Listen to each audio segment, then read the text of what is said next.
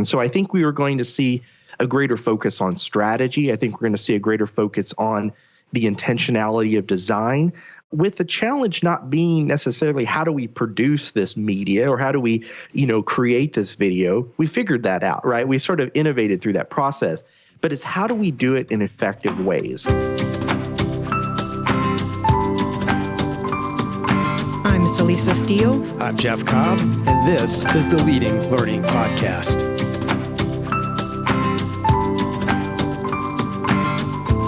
Welcome to episode 327, which features a conversation with Dr. Bucky Dodd, a return guest. Bucky is passionate about helping people learn and designing world-class learning experiences. He serves as Assistant Vice President for Education Strategy and Innovation with LX Studio at the University of Central Oklahoma.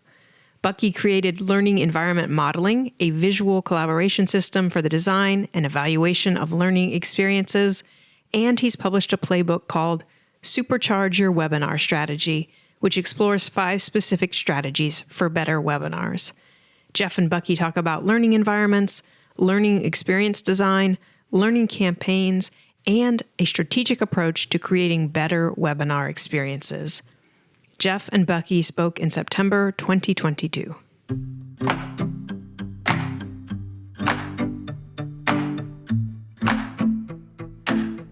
And so you are at the University of Central Oklahoma, so located in an academic institution, but I know you're also part of LX Studio, which is, I think, both inward and outward facing. Maybe you could talk a little bit about your role at the University of Central Oklahoma and then what you're doing with LX Studio.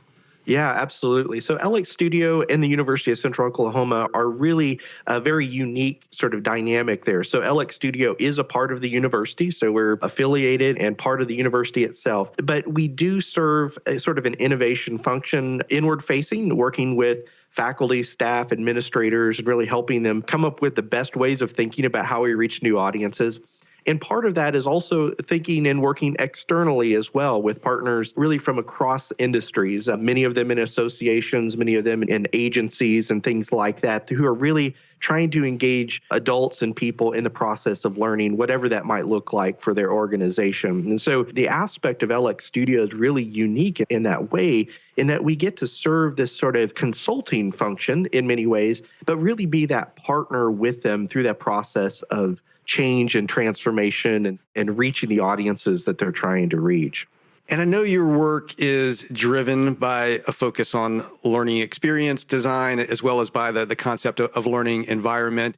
We talked about both of those before, you and Celisa did, and in the previous conversation, and we'll definitely be sure to link to that conversation. But just to make sure that we're on the same page with current listeners, can you tell us more about what those concepts mean to you? And then I'd also be interested in how your thinking about them may have evolved as we've had this really massive shift to online learning of different varieties during the pandemic.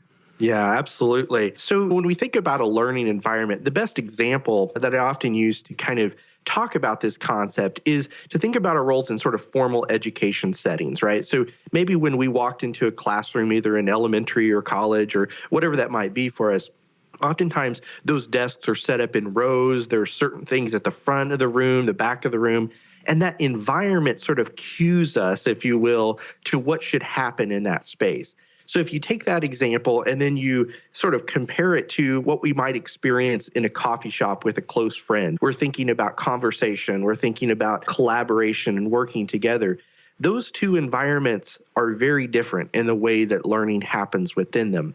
And so a lot of my work over the years has really been shaped on what is the effect that a learning environment, those spaces and places where people learn, affect the learning experiences that we have. And it's a really, I think, empowering concept for many designers and leaders, in that sometimes it can be easy to think about, well, we can't affect anything, right? We can't do anything about the experience, but really we do have a lot of agency in terms of how we design the environments, whether they be our workplaces, our learning situations, or even just informal digital spaces like social media that can have a profound impact on how learning experiences happen and how people engage in that process. Now you bring up, probably one of the most profound shifts in learning that any of us have encountered in our own lives over the last few years. And when we think about the environments for where learning, historically, we tend to think a lot about the sort of physical spaces and in the formal context, right? What happens in a classroom or a workshop or something like that.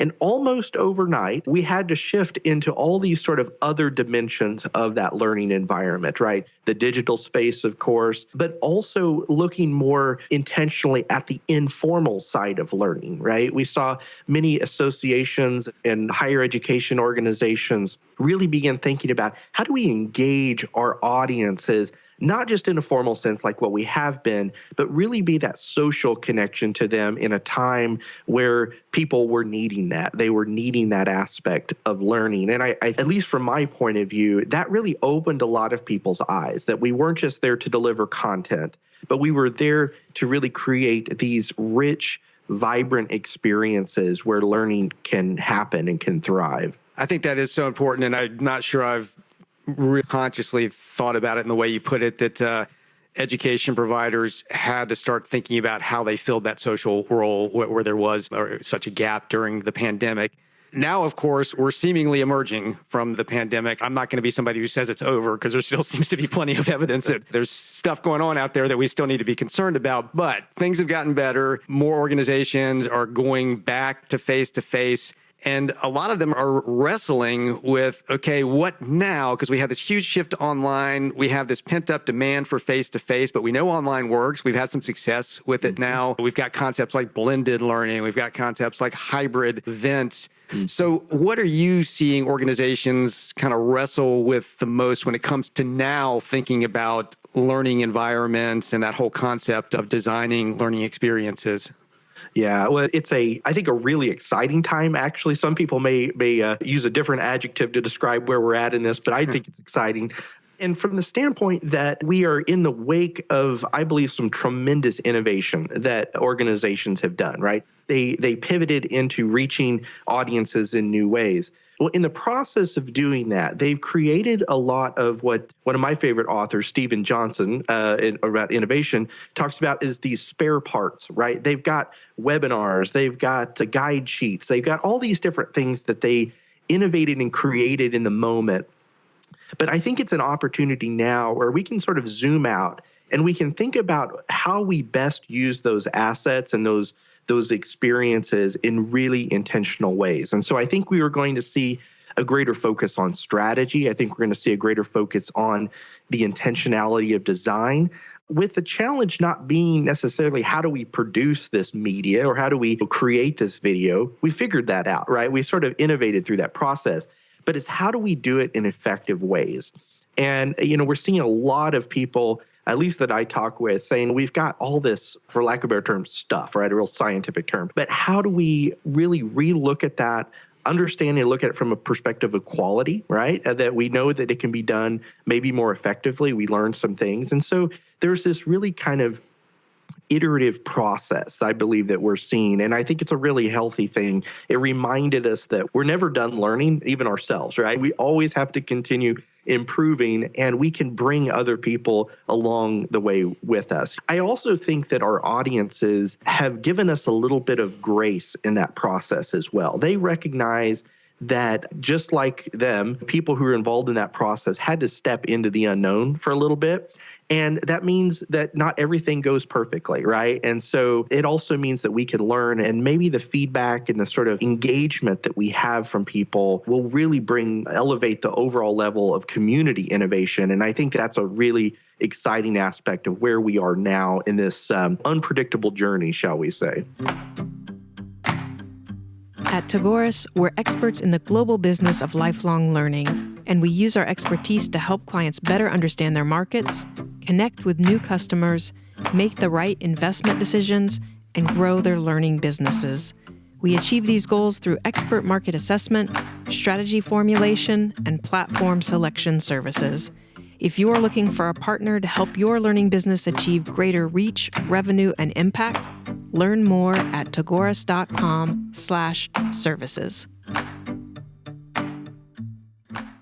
Are you seeing organizations really think about their portfolio more holistically? So you mentioned guidebooks and webinars. I mean, most learning businesses have all sorts of different types of content. It can be, their web pages. It may even be their social media channels, their events, obviously, their online courses, all of that stuff. In the past, a lot of that has been really siloed. You've got your publications people, you got your events people, you got your education people. And there's been a need to sort of say, okay, we don't want to be duplicating each other all over the place. And there might be some ways that these different types of contents and experiences actually complement and add value to each other. And maybe we need to pull back and look at that more strategically. Am I being idealistic there, or are you seeing organizations start to think that way a little bit more?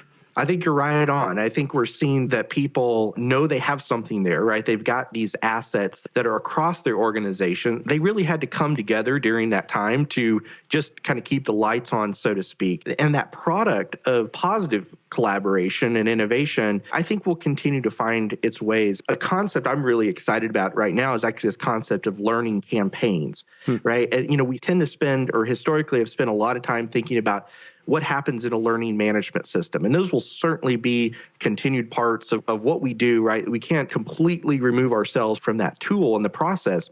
But what I think it does do is allows how do we connect technologies and digital strategies in a way that meet people where they are, and recognizing that that can be very different from across industries, right? What are their watering holes, so to speak, and how do we help to reach them in convenient, timely, meaningful ways? And that means drawing in from resources from across an organization. I love the sort of concept of what's the strategy? Well, it's whatever it takes, right? Understanding where the learner is. And then how do we design in ways that really add value to them? And I love the use of the word campaigns there. We often draw parallels between marketing and education. I mean, both are about, fundamentally about helping people change their knowledge and their behavior in some way, shape, or form. And they use a lot of the same tools to do that. And of course, campaigns are a mainstay of marketing. You say, we want to accomplish this with this audience. Here's how we're going to do it over time with these elements to engage with them and change their knowledge and change their behavior.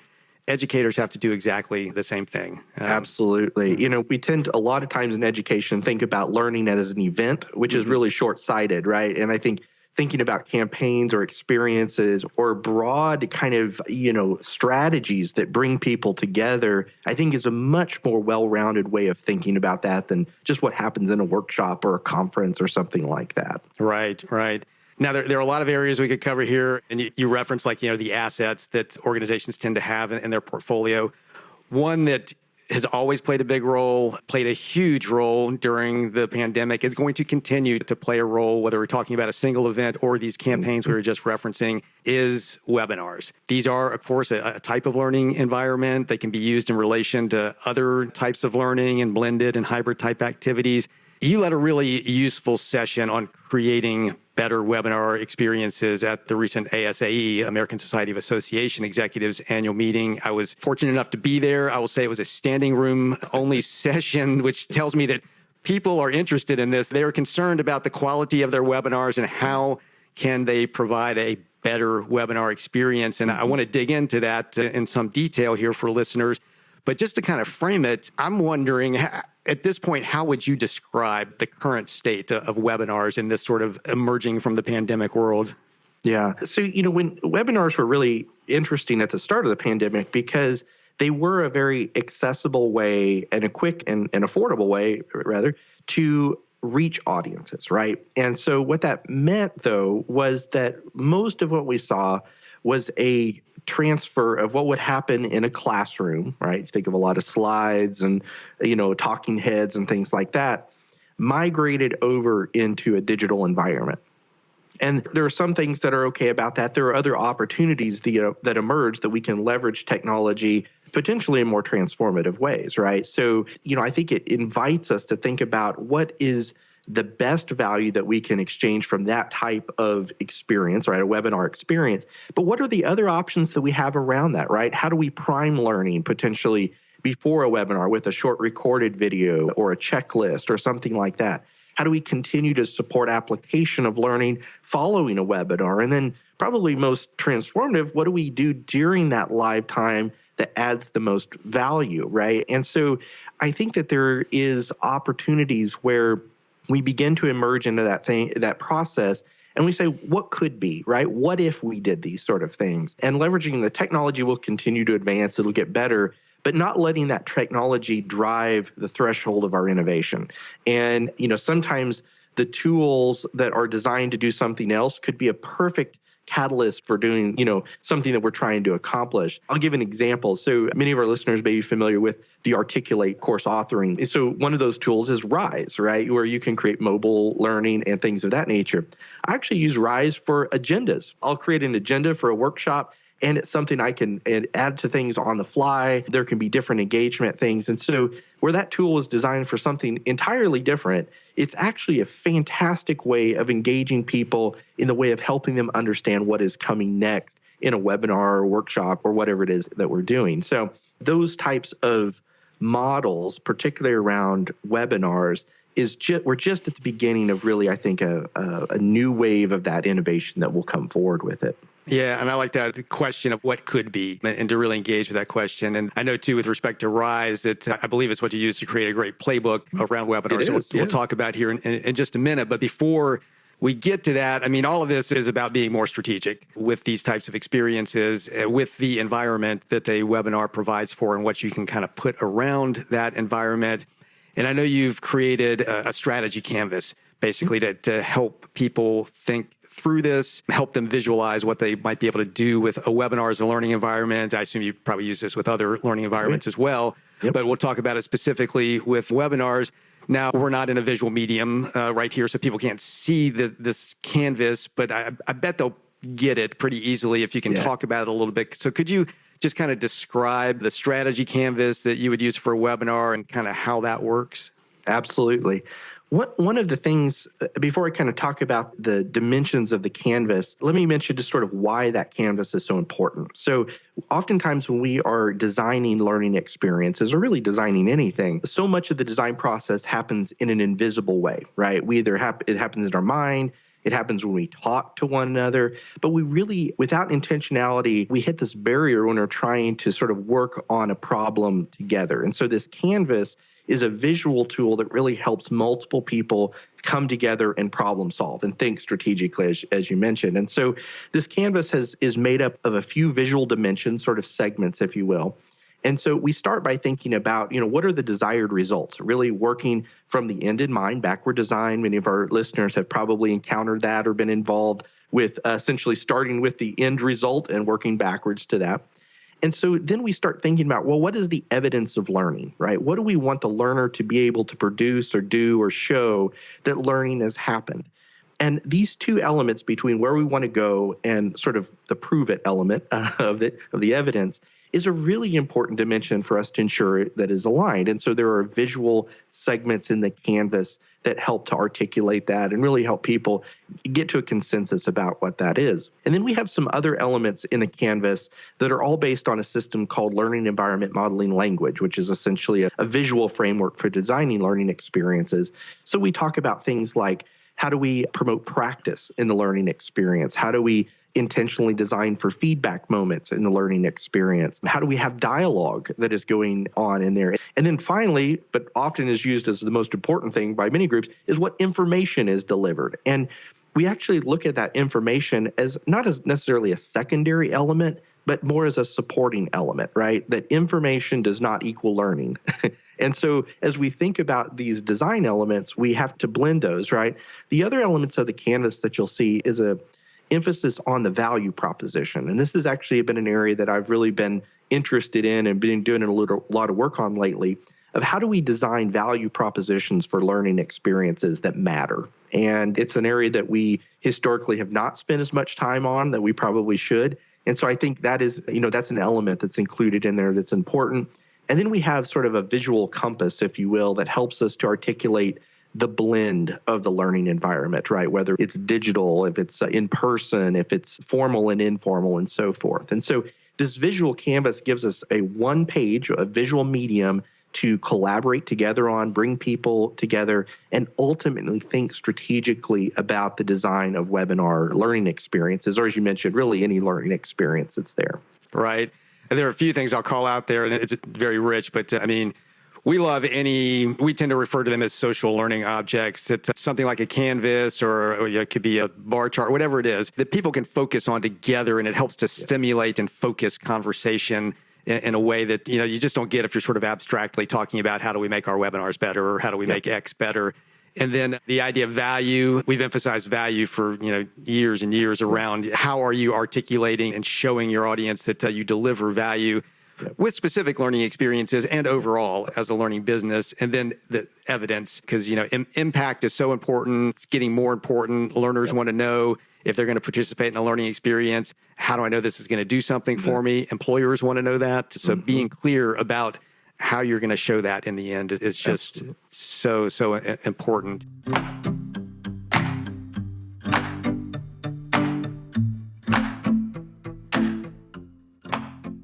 Now, you have developed, I know, 5 sort of focused specific strategies for better webinars and have kind of put these together in a playbook. And I'll say, we'll definitely include the canvas as a visual in the show notes for this so folks can see what we're talking about. Again, I think it's pretty intuitive, but you'll be able to actually look at it and understand an example of this. We're also going to link to this playbook that you've created, which, you've used an typical e-learning tool, common e-learning tool, Rise, to create, but it covers 5 strategies that the listeners can use for better webinars. We're not going to be able to dive deeply into each of those 5 strategies, but could you give sort of a few highlights of those, what they are, and the key points? Yeah, absolutely. So we created the playbook from the point of view of an association or an organization that has some webinars, right? They have an experience with but how do they level up, right? How do they sort of take it to the next, level of innovation there? And so we started with some basic ones of how do you just enhance what you're currently doing, right? Maybe you include some new ways of getting feedback or dialogue and things along those lines. So you could start there. That's an easy sort of turnkey opportunity to begin leveling up your webinars. And then we sort of, took step by step in more sort of sophisticated ways, right? So we said, let's say you have some recorded content. How do you maybe reproduce or in post-production, leveraging that content you already have, but transforming it in ways that are effective, maybe asynchronous learning experiences, right? And so we talked about learning campaigns. We talked about the sort of blended approach, right? And so it really is a way for someone, an education leader who has done some webinars, to really explore and go down that innovation pathway at their own pace, at their own comfort level, and really explore maybe some new ideas. And we would encourage people as they're using this tool not to just think about these as defined recipes, right? But get creative. Maybe you want to add some more basil to it, or you want to add some more, vanilla to the cake, right? Go ahead and explore that innovation way, but look at it from a framework of a starting point. And that can often be a really powerful tool when we are thinking about, changing or innovating or improving the learning experiences that are there. Well, again, we will be sure to link to the playbook in the show notes for this episode, which I highly recommend folks go and check out. It's a great little learning experience in and of itself, and something for listeners to model potentially how they can complement some of their own learning experiences. We'll also make sure that visual for the strategy canvas is there so that the folks know how to work with that. Awesome. Before we wrap up, though, whenever we have guests on the show, all of our guests are involved in the world of learning. I know you in particular are just so focused on what is a high-quality learning experience, what are high-quality learning environments. You do that for other people, for organizations, and learning leaders help them to think through that. I'm wondering for yourself, and your own approach to lifelong learning, how do you actively identify and shape the learning experiences, the learning environments that are going to be most valuable to you? And has any of that changed as a result of what's happened, over the course of the last few years? Yeah, well, I think in order for us to be good designers of learning experiences for other people, we have to first be good designers of learning experiences for ourselves. And that's understanding how we design our own learning environments to think strategically, stretch ourselves, right? It's really easy to be comfortable, right, in these sort of things. And so we have to kind of, step out into areas that we maybe haven't before. And so I think an area that I have really been interested in and focused on, it was actually influenced by a recent book, actually, I read called The Upside of Uncertainty. And this book is really sort of goes through a number of mental models that sort of try to reframe our thinking about uncertainty. And oftentimes when we hear even the word uncertainty, we go sort of, we get anxious or, it's almost perceived as a bad thing. But this book actually was really an interesting way of at least helping me sort of reframe my own thinking about uncertainty as really an opportunity, right?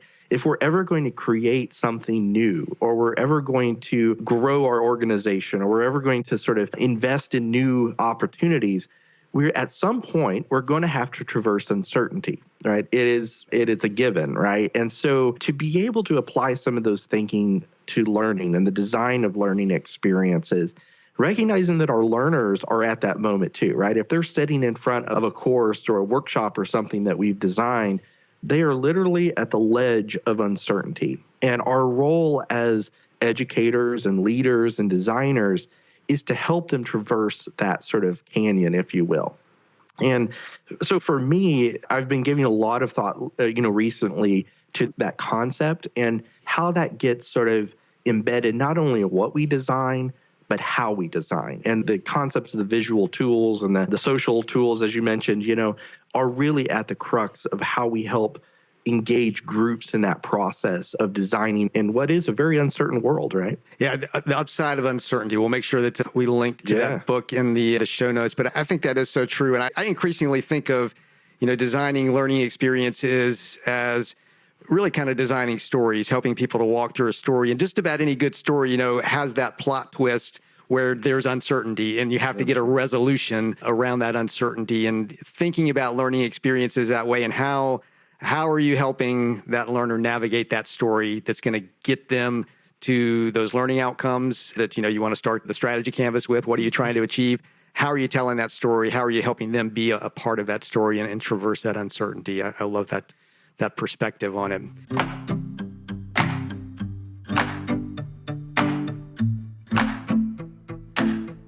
Dr. Bucky Dodd is Assistant Vice President for Education Strategy and Innovation with LX Studio at the University of Central Oklahoma. You can find links to the LX Studio site and his LinkedIn profile in the show notes for this episode at leadinglearning.com/episode 327. At leadinglearning.com/episode 327, you'll also see options for subscribing to the podcast. And we'd be grateful if you would subscribe if you haven't yet, as subscriptions give us some data on the impact of the podcast.